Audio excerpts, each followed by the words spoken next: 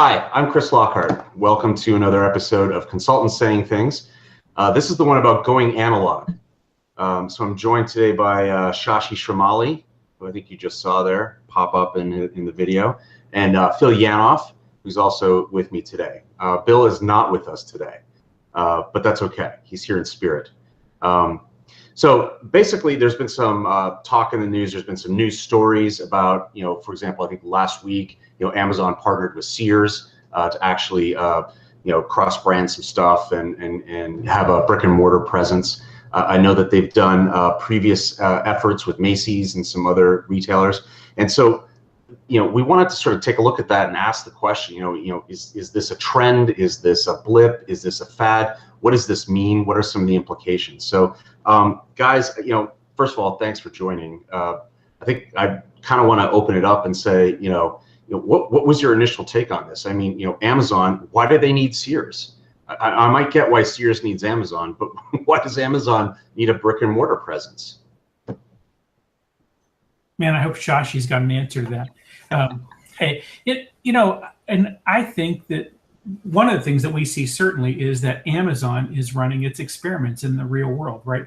And they have figured out, obviously, and we probably going to come back to this, they've obviously figured out how to build a company, but they are also going to put these tendrils out into the things that happen in the real world. The thing I like about this with the tires bit is that thing of, well, we have to partner with someone else who can scale for the outside stuff. And Amazon, this is really kind of what they've done all along, right? I mean, they built a machine that allowed you to do commerce. And I mean, one of the many things that they've done, but they built a machine that allows you to do commerce. And then if that said, you know what, we can't come and stock all of this stuff. It can't just be books and movies and whatnot. We got to let other people do other things. And that's why it's this enormous marketplace. They've essentially partnered with you. You could be selling something on Amazon and it just makes them bigger. Yeah, I could sell this shirt, for example. Absolutely. Yeah. Chicken of the walk. I don't get it, but go ahead. Of the walk. Yeah, absolutely. Shashi, what do you think? I mean, what does this matter? Why does Amazon need to do this? So I think they are, they're trying to find the right balance. They entered the market. We were on one end of the spectrum where everything was physical. Any kind of retail product you can think of, you used to go to a store and buy that.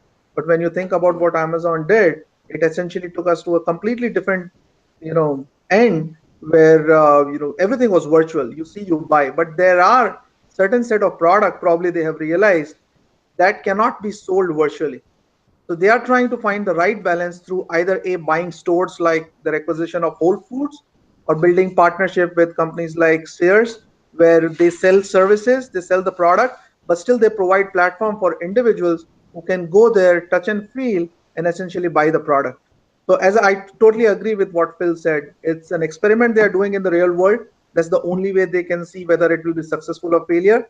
Partnership is a perfect way to do that. That way they don't, spend billions of dollars in doing something of their own. In my mind, they're still trying to figure out what is the right balance. Yeah, I mean, so in terms of it being an experiment, right? Is that how we would term their move with Whole Foods? I mean, because that's a pretty expensive experiment, right? To say like, hey, we're going to do groceries. I mean, I get it, right? Selling a banana over the internet, right? Maybe that's not going to work for a variety of reasons. But I can see the banana. I'm thinking of avocados. I was buying avocados over the weekend, right? And you got to touch the avocado to, get the right mushiness in the avocado, right? To have the right avocado. So I understand why like that tactile experience makes sense. But tires, I mean, doesn't Discount Tire do this already? Like you just buy tires off the internet, right? And go to, here they ship them to your house and you're ready to go. Or is this something, for example, of that need to have the combination experience, right? So yes, I bought tires on the internet, but I need to go to some place and have an expert put them on. Exactly. Not everybody is comfortable. I haven't looked at the statistics, but I'm assuming probably more than 60-70% of people are not comfortable putting tires on their own. I myself am not an expert, but I would be happy to buy cheaper tires online, have them shipped to a local store and go and get that fixed. So I get the price benefit, but at the same time, I get to work with an expert who can provide some sort of warranty.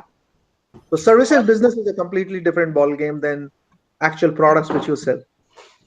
I think it might be something else too. I mean, I might buy tires online because they're cheaper, but it might just be that the local guy doesn't stock the ones that I want. And of course that might also inflate the price. But the point being that I might want tires or specific tires, and not everybody has those things or can get them for me. Now, putting tires on your own car, you can't do that. You can't put tire. I mean, that's some pretty specialized equipment. Putting tires on wheels and balancing and all that kind of stuff. So I don't think that is something that is pretty clearly something that not most people are going to do. And if they knew that they had a clear, easy path to, I can buy them online and Sears will take care of putting them on, that's pretty good too. And Sears is scaled, right? They're already at scale. But Chris, I think you were hitting the right point initially. Amazon buying Whole Foods was not an experiment. That's a well thought through plan where they want a channel, physical channel like Whole Foods, where not only they can do the grocery stuff, but deliver grocery at a faster place to the local area. But at the same time, that gives them a platform to open their pharmacy business. They were getting in big time into pharmacy right now. So that will serve that as a channel. It's a well thought out plan.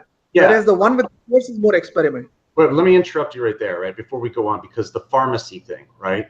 Let's talk about that for a second, because I mean, clearly in the healthcare space, just if you were a regular player in the healthcare space, traditional, not like a disruptor or something, but just that there's been consolidation going on. You have companies that are traditionally providers becoming payers, and the other way around, and both of them becoming actual like pharma locations. I'm thinking like United Healthcare and Minute Clinic. I'm thinking all these different things, right? And so that alone, there's been a lot going on. But then you add in this idea that maybe there's a supply chain piece of this that Amazon's an expert in, and they're going to get into the pharma space. So I mean, now we've just expanded. The idea of going brick and mortar is more than Amazon offering the stuff they already sell in a brick and mortar location, or buying into an entire industry like grocery and going whole hog there. Now we're also dealing with this, there's formulation involved. There's all this regulation involved with pharma. I mean, what is the incentive for a digital company to get into that space?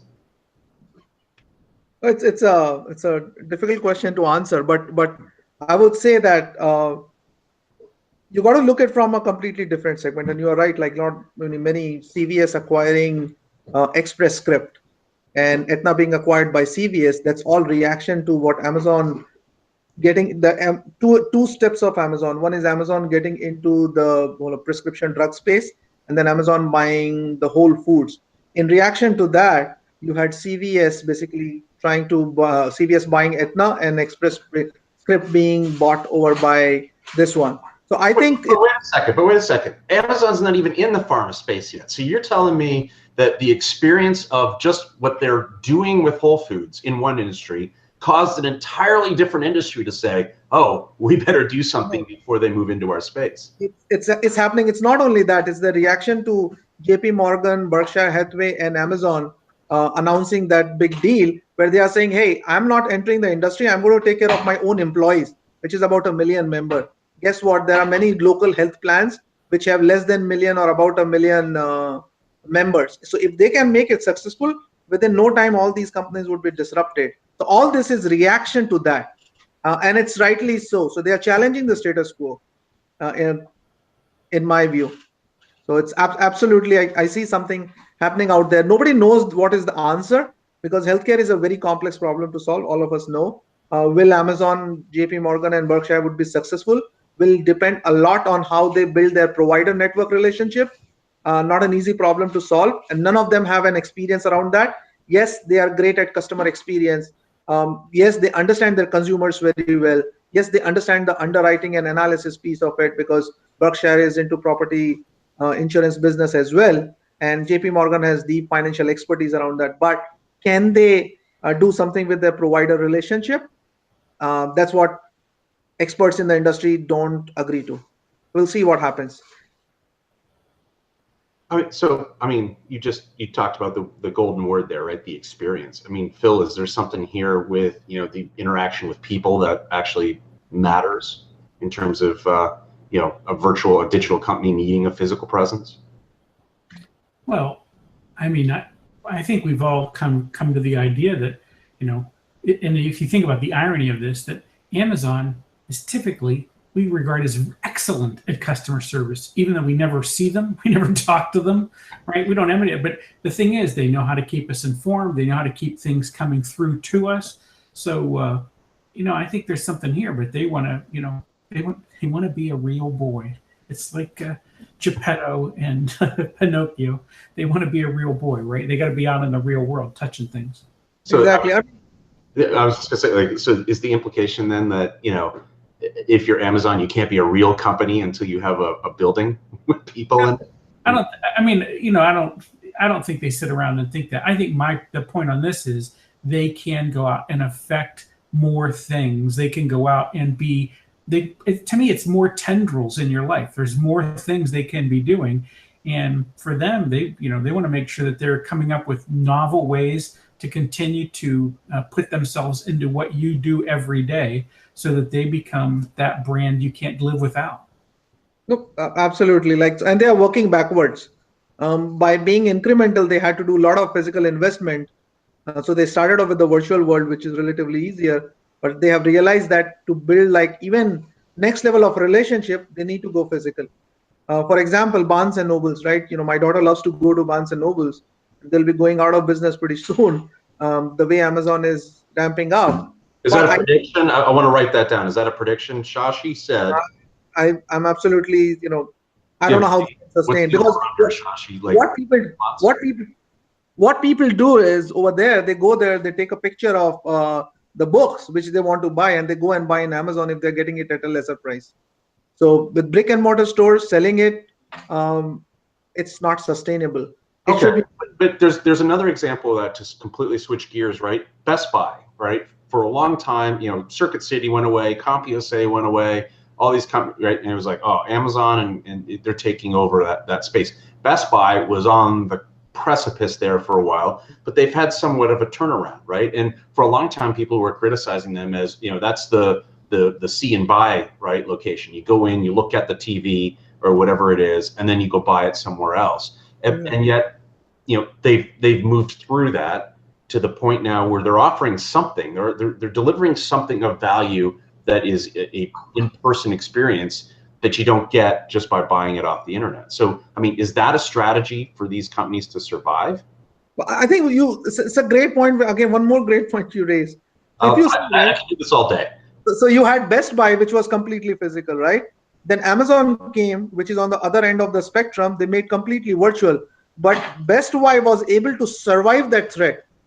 So probably Amazon has realized that they are losing some market share where even Best Buy was able to survive with that kind of threat, right? So now they are coming back and they want to tap into that market and give competition to even Best Buy, because experience is, when I enter into Best Buy, I see so many electronics. They have set up theaters and stuff like that, which I go sit and experience. And then, I rather, with the right price, I would buy it at Best Buy. Interesting. Phil, does this augur then a renaissance for local physical retailers? Was that movie where all restaurants were Taco Bell? In the end, that's the way it becomes. Will all retail be Amazon? I don't know where that is, but but it clearly serves a function. And the thing about it is, if you are Amazon, you can go through and you can evaluate it category by category. Where's the money? Where's the fat? We want some piece of that, right? Amazon decided they wanted to be in, they wanted to go dramatically into pet business, right? That's a multi-billion-dollar business, and they went from nothing to I think they're expecting to have something like 16% market share or something like that. This is something that people bought someplace else before, right?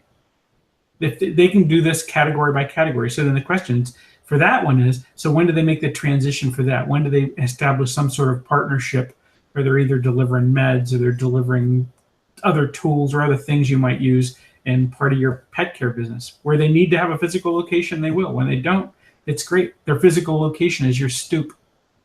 Right. The biggest thing, even I can go into Best Buy and, get all the experience, but still the same product I can go and buy in Amazon. So what companies like Best Buy and few others had to do was price match. So that was their retaliation strategy in terms of Amazon price threat. Um, so it's you got to look. I mean, holistically, you got to look at which product segment you are talking about, and in that particular segment, if people are very happy buying it virtually without getting in the stores, then Amazon is a champion at that. But there is a segment of product where still people want to go in. For example, books, whether it's getting into electronics buying and similar other like grocery, people are still not comfortable buying it online. That's why they had to dial back in and figure it out. Yeah, I mean, look, when I was in college, so this is in the 90s now, back, in the past millennium. Um, I was in Boston, right? And I had my dial-up modem, and I could dial up Hannaford's grocery store and order groceries. This was like in the mid to late 90s, right? And yet here we are 20 years later, and it's still sort of like, do I really want to buy avocados online? Probably not, right? So I get that there are some categories like that where like I need to touch and feel, or maybe even like some electronics, right? I need to see the clarity of the television. I'm not going to rely on Amazon's rating system to make that determination. But there's other things, right? It didn't work for toys. And Right. I got to tell you, I mean, we know the Toys R Us story, but I got to tell you, our personal experience, we have 4 kids. Our personal experience is we prefer the Toys R Us experience because the kids go in and they see things and they touch them. And, you go into any Toys R Us, even in its heyday, and shit was pulled all out and on the floor anyway, right? And kids were playing with this stuff, right? And they got to, and driving those, you go back to the back corner where they had the bicycles and the Power Wheels, and the kids could get in all this stuff. So there was a real tangible tactile experience that they had with that. Now, as a parent buying toys for a kid, right? Amazon was easier, right? You had, the Prime experience, and you had the return policy and the shipping and all these different things, right? And plus, as Phil mentioned earlier, the marketplace opened things up dramatically from that perspective, and you could get things that Toys R Us didn't carry, et cetera. But I don't quite. Toys R Us has other problems as a company, right? That goes beyond Amazon. But I'm not sure that it works for every category, I guess is what I'm getting at. Exactly. I mean, 100%. So if you see, right, you got to break that whole customer journey into multiple phases. The first phase of it is when they are about to choose something. During that phase, for products like toys and many others, I don't think Amazon is a good place because it's like virtual. You see some options, but again, kids wants to play with the toy, how they interact with that. I want to see the book. I want to see 5 other books. I want to flip the pages and see some of the content, stuff like that. So that's like more of an experience. Second part of it is buying. Customers were very smart. So they went into these stores, they experienced those things, right, in the store. But when it came to buying, they went to Amazon and bought the same product over there. They got the best of both the worlds. So Amazon probably is trying to bring that experience in where they own the experience and you can walk in the store. They decide how you experience product. Anyway, buying, most of the people probably do it on Amazon anyways. So, I mean, look, it's not just Amazon, right? It's, Any- I mean, I brought up the example, earlier of Apple. They sort of have, the iPay segment, and they're competing in that space with digital payments. And then they're like, you know what we need? We need a plastic card. We need to go into business now with Goldman Sachs and partner with them to produce an actual card, right, that people can put in their wallet, their physical wallet in their pocket, which seems like an odd choice. I mean, Phil, they've got the Genius Bar, right, and all that. Is this a lesson that Apple has learned? Like, we need to have that physical presence as well. We need to be physically in somebody's pocket in addition to being, they're in the front pocket with the phone, right, and they're in the back pocket with the credit card. People are not ready yet. Sorry, go ahead, Phil. Yeah, no, I think that what Apple figured out is just not as many people will get an Apple tattoo as Harley Davidson owners will get a Harley Davidson tattoo. So in this case, it was just better to go ahead and get the card. That's brand affinity is what I think we're looking at right there. I mean, I'm not sure how much help that is or what they hope to get out of over the long haul. But if you are an Apple loyalist, I mean, if you love that brand and someone puts that card out, you've already shown that you don't have price sensitivity. So, you're not a value-seeking consumer. You're looking for premium product. And if that delivers that experience, then people will like it. It'll be congruent with what they expect from Apple. All right. So given these changes, some of the ones that we've talked about, right? So, and there are other examples, right? Vistaprint has a physical location. I mentioned, I think, Warby Parker, right? The eyeglasses, you buy them online, but they have physical locations as well, right? There are other examples of this sort of, which I think is maybe a trend or a inflection point in the overall digital transformation of all of these enterprises. But so great, it's happening, wonderful. What does it actually mean then for a company that is entirely virtual, or a company that's entirely analog, right? We've talked about digital transformations before. I'm a completely analog, no digital footprint company. I have to transform. I'm going through all this transformation. Do I change my strategy based on some of this news that's coming out? Or if I'm an IT manager or director or a CTO in one of these organizations that's entirely physical, do I alter what I'm trying to do based on this? That's open to anybody. No, right. And I'm not sure that I know the answer to that, but I was sitting there thinking, as we talked about before, the Toys R Us problem was that, you had this company saddled with this debt that they couldn't possibly get out from under, right? They couldn't figure out how to make that work. But if that were a business where they had good, the distribution was working, all of that stuff was right, I mean, that would have been a perfect play for an Amazon to buy a brand like that. They just couldn't afford to buy it because of the debt in there, right? I mean, so to your point, so what does this mean? I think that this might mean that because there is a threat from some companies coming in and doing this kind of thing, that this might be the time where, for certain businesses, this makes sense for them to go physical because it might get cheaper for them to go out and acquire that network of whatever it is. And I don't want to say it's distribution because I don't think that's it. Amazon doesn't need a better distribution network. It needed a service network. And that's why it was using Sears. But if you look at Sears, and again, I don't know what the terms of that deal might have been. I mean, those are stores with plenty of retail space as well inside them, right? And understocked. So, there might be some other opportunity where they do something else with them. So let's start off with, first of all, the completely analog company who provides physical services and are completely physical, right? They do not have any digital presence. So in my mind, I think they have a few options. One of them is look at something like Amazon or the other e-commerce company where they can partner with and leverage that as a channel to drive experience and bring in more traffic to provide the physical services what they have. That's option number one.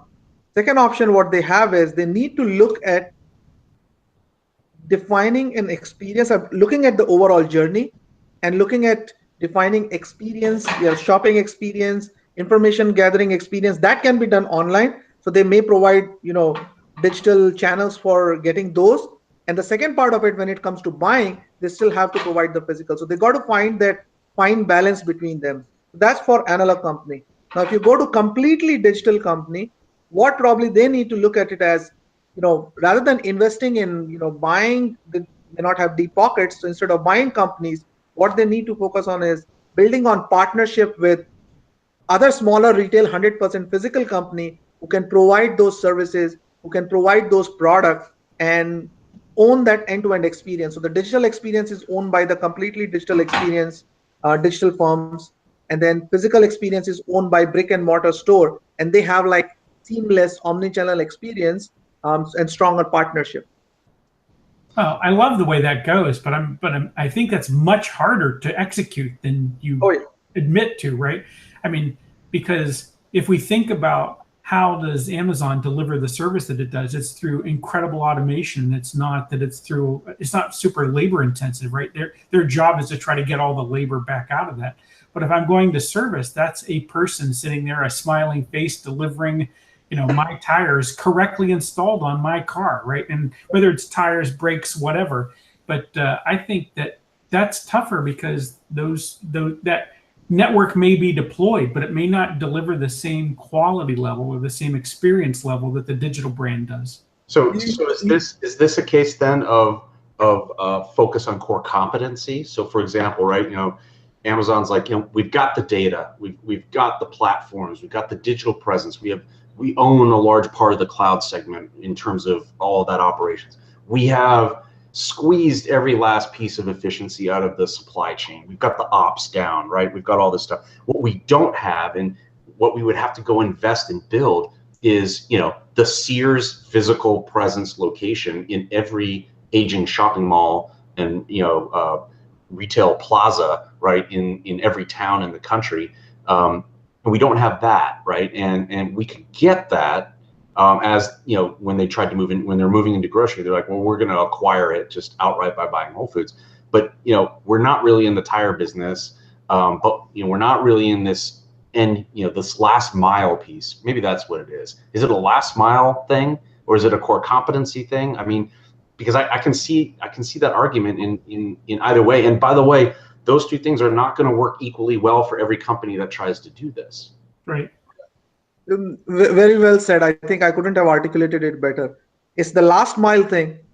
It's the last mile thing, and that is not the Amazon's core capabilities. So instead of going and building that capability, why not partner with somebody who is already struggling and who will be willing to partner with you? So they don't see you as a threat; they see you as a way to survive. So I think it's based both on that. To your question, Phil, when you mentioned that this is really very harder thing to do, Phil, if it was easy, then everybody would have done this. The fact it is hard, and if you can make it successful, then it's a barriers to entry, and nobody else will be able to master that. So Shashi, then you're going to propose at your consulting company to spin up a last mile practice area? 100%. So it's like our core capabilities. Yeah, exactly. Look inside what you are good at, and then see if you can deliver what's just required to do the last mile services. If not, then go and partner. If you can, then invest in it. Okay, so all right, so we've talked about the last mile, core competency. I know we touched on experience a little bit. Phil, how much of this is really still about people and customer experience being king, right? Like I don't trust this product until I talk to somebody that knows something about it. I mean, I think if you're going to get partner, you have to be able to trust that you're going to develop a relationship with that partner, and that partner can continue to deliver on your brand promise, whatever that brand promise is, right? So I think there will be missteps here, or probably have been. We just haven't brought them to mind, but there will be missteps here, and they're just going to have to figure that out. But obviously, this is kind of the way Amazon runs its experiments. It goes off and says, let's go figure out if we can make this work. And if we can, we'll do a whole lot more of these, or we'll do them in other areas. So, I mean, on that topic, though, like I know, Phil, you run a series of learning lunches and talks and things where you interact with a lot of startup folks or people that have a startup mentality. Are they thinking anything about this, or are they like, I just got to get my app out in the iTunes store as soon as possible? What's the startup angle here? I think for startups, I think you see both sides of this. What a startup tends to think, though, where I see the mistake is, they tend to think that if I had the app, this problem goes away. I mean, I can solve this problem for a whole bunch of people. But what they don't take into account, it's the behavioral change that you have to be able to accomplish, right? So if there's a service element, you have to deliver service. If you need people to do something new that they've never done before, they have to be able to go down that new path. I think that's a whole lot more challenging. Again, this is part of the genius of what these guys are doing. Let's start with somebody who's already competently in that space. You're right. My firms recently ran a voice of members survey, which we are going to publish very soon. What we realized was building digital capabilities is a relatively easier job. And Phil, as you mentioned, adoption is the big challenge. Educating and getting people to use those digital channel and capabilities, it's very, very difficult. Like all the insurance companies have invested big time into all the digital stuff, but there are people who are not even aware that those digital apps and stuff like that, whether they need it, they probably don't need it. I don't need my insurance company to be my health manager, right? Just process my claims transaction and I'm good with that. So companies are still struggling with the adoption and not with the build out. So I hesitate to say this, but are we dealing with a people problem here? Is this Always. You didn't really hesitate. You just emphasized it. I got to work it in, right? Every talk. All right. Okay. So this is I think this is an interesting topic. Obviously, there's a lot more to say on this, but I mean, parting thoughts, guys. What do we think about in terms of what does this mean for a company today that's in the midst of a transformation? What does this mean for an individual in these companies thinking these problems through? I think we talked about the analog company. Is it about partnership? The digital company, is it about that physical experience? What are some parting thoughts here to take away? Well, I think that when Amazon is doing this, they see opportunity and they're pursuing it.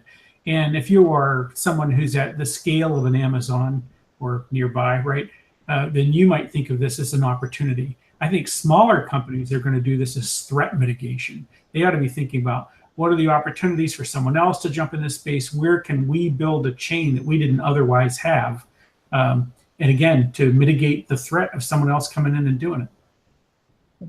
I think whether it's small or the big firm, they need to look at the member experience from end-to-end perspective, and not only just the experience, from the back-end experience as well around supply chain, and see which mile of that entire experience they are good at, which mile of that experience they have core capabilities to deliver.